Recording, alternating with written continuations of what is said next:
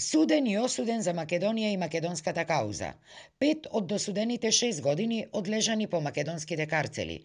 Револуционерната и патриотската самосвест за својата татковина, која од најмала возраст ја носел во своето срце, скапо го чинела прилепчанецот Харалампија Цветановски Рампе, кој иако навлезен во 10-та деценија од животот, се уште јасно се сеќава на тие повоени и тешки години на следења, претреси, прогони, истраги, затвори, понижувања, шиканирања, мачења.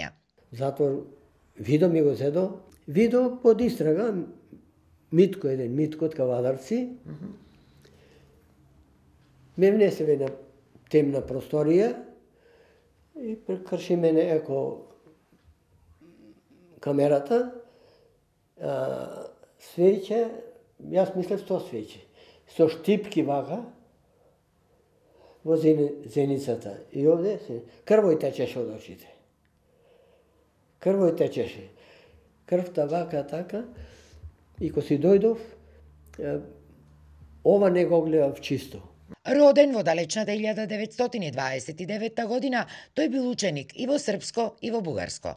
Но задоен со македонско млеко и бунтовен по природа, уште како ученик започнал да ги прокламира идеите за слободна и обединета Македонија, заради што на неколку наврати бил бркан од училиштата во кои учел, за на крајот во 1957 година за тоа и да биде осуден.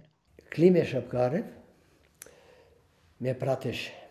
А тој бил, иначе бил личен другар на Гоце Делчев.